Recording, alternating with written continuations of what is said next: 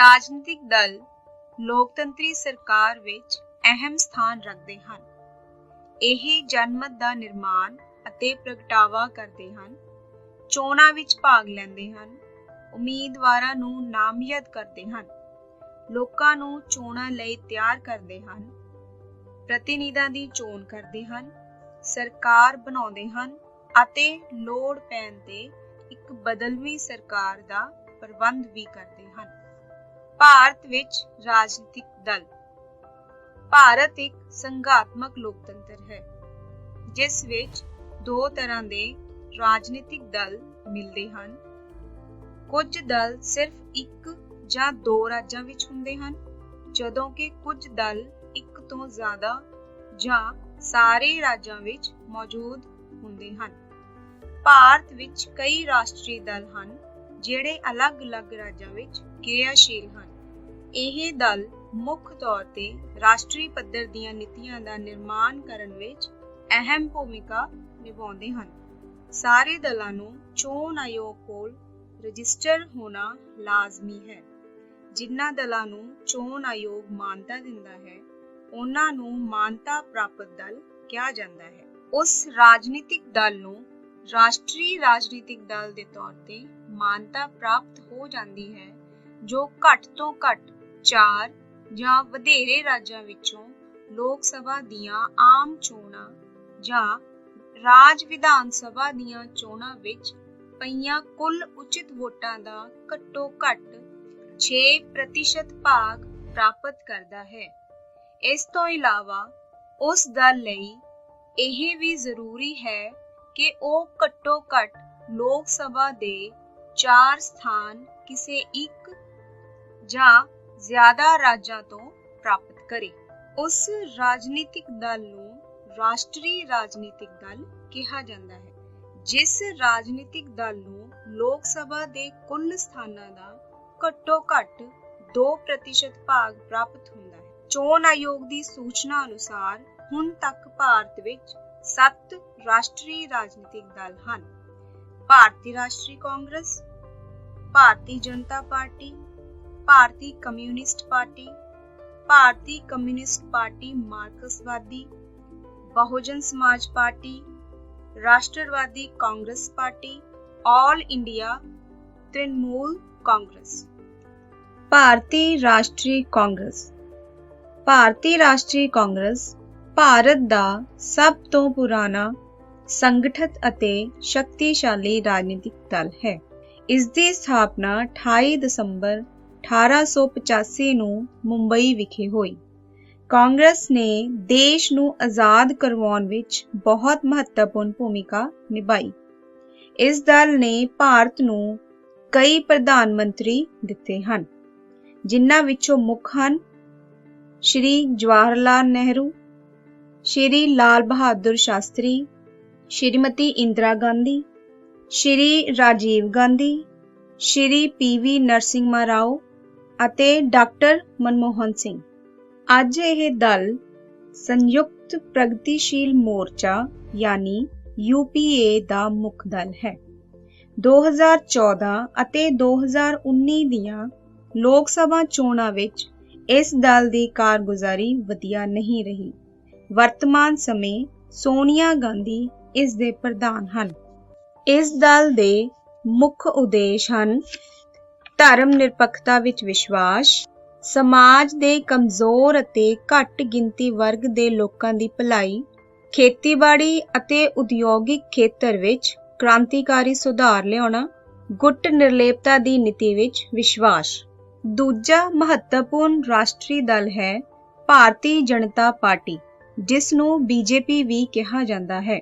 ਇਸ ਪਾਰਟੀ ਦੀ ਸਥਾਪਨਾ 1980 ਈਸਵੀ ਵਿੱਚ ਹੋਈ ਅਤੇ ਇਸ ਦਲ ਨੂੰ ਭਾਰਤੀ ਜਨਸੰਘ ਦਾ ਉੱਤਰਾਧਿਕਾਰੀ ਵੀ ਕਿਹਾ ਜਾਂਦਾ ਹੈ।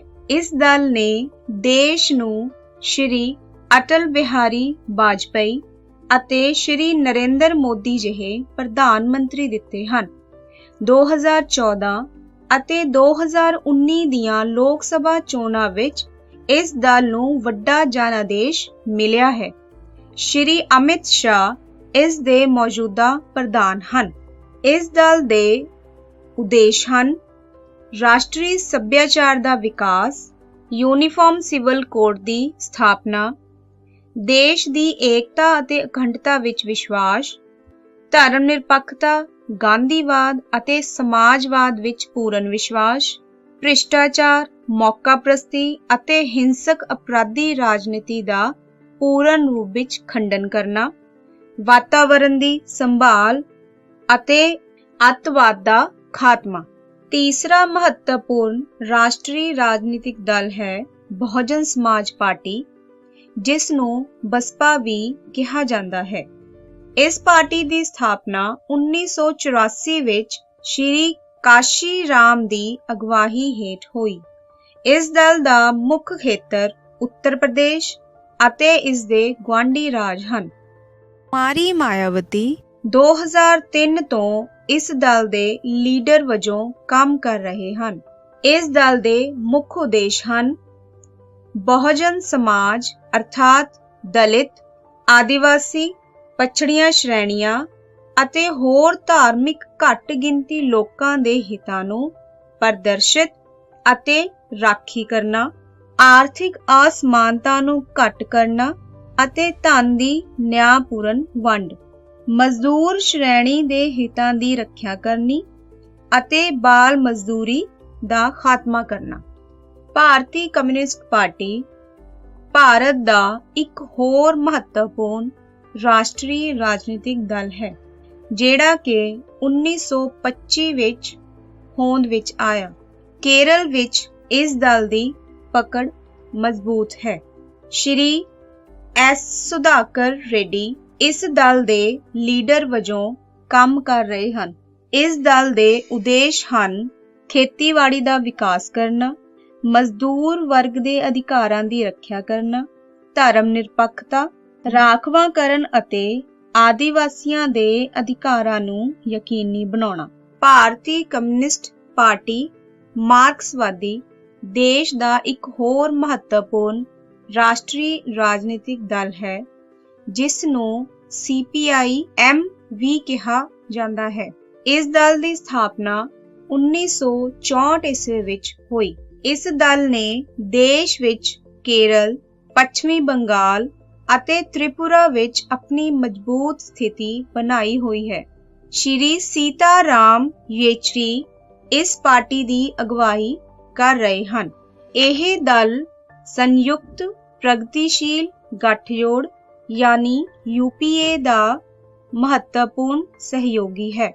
ਇਸ ਦਲ ਦੇ ਮੁੱਖ ਉਦੇਸ਼ ਹਨ ਸਮਾਜਵਾਦ ਅਤੇ ਲੋਕਤੰਤਰ ਦਾ ਸਮਰਥਨ ਕਰਨਾ, ਸੰਘਾਤਮਕ ਪ੍ਰਣਾਲੀ ਨੂੰ ਸ਼ਕਤੀਸ਼ਾਲੀ ਬਣਾਉਣਾ, ਖੇਤੀ ਅਤੇ ਉਦਯੋਗਿਕ ਵਿਕਾਸ, ਨਿੱਜੀਕਰਨ ਦਾ ਵਿਰੋਧ ਕਰਨਾ, ਮਜ਼ਦੂਰ, ਦਲਿਤ ਅਤੇ ਆਦੀਵਾਸੀਆਂ ਲਈ ਸਮਾਜਿਕ ਨਿਆਂ ਪ੍ਰਦਾਨ ਕਰਨਾ। 6ਵਾਂ ਮਹੱਤਵਪੂਰਨ ਰਾਸ਼ਟਰੀ ਰਾਜਨੀਤਿਕ ਦਲ ਰਾਸ਼ਟਰਵਾਦੀ ਕਾਂਗਰਸ ਪਾਰਟੀ ਜਾਂ NCP ਹੈ। ਇਸ ਦਲ ਦਾ ਚੋਣ ਨਿਸ਼ਾਨ ਘੜੀ ਹੈ। ਕਾਂਗਰਸ ਪਾਰਟੀ ਤੋਂ ਇਹ ਦਲ ਅਲੱਗ ਹੋ ਕੇ 1999 ਦੇ ਵਿੱਚ ਹੋਂਦ ਵਿੱਚ ਆਇਆ। ਮਹਾਰਾਸ਼ਟਰ, ਮੇਘਾਲਿਆ, ਮਣੀਪੁਰ ਅਤੇ ਅਸਾਮ ਵਿੱਚ ਇਸ ਦੀ ਸਥਿਤੀ ਮਜ਼ਬੂਤ ਹੈ। ਸ਼੍ਰੀ ਸ਼ਰਦ ਪਵਾਰ ਇਸ ਦਲ ਦੇ ਨੇਤਾ ਹਨ। ਇਸ ਦਲ ਦੇ ਮੁੱਖ ਉਦੇਸ਼ ਹਨ ਲੋਕਤੰਤਰ ਵਿੱਚ ਵਿਸ਼ਵਾਸ, ਗਾਂਧੀਵਾਦ ਵਿੱਚ ਵਿਸ਼ਵਾਸ, ਰਾਸ਼ਟਰਵਾਦ ਅਤੇ ਰਾਸ਼ਟਰੀ ਪਛਾਣ ਨੂੰ ਬਣਾਈ ਰੱਖਣਾ, ਸਮਾਜਿਕ ਨਿਆਂ ਅਤੇ ਸੰਘਾਤਮਕ ਸ਼ਾਸਨ ਵਿੱਚ ਵਿਸ਼ਵਾਸ। 7ਵਾਂ ਮਹੱਤਵਪੂਰਨ ਰਾਸ਼ਟਰੀ ਰਾਜਨੀਤਿਕ ਦਲ ਹੈ ਆਲ ਇੰਡੀਆ ਤ੍ਰਿਣਮੂਲ ਕਾਂਗਰਸ ਪਾਰਟੀ।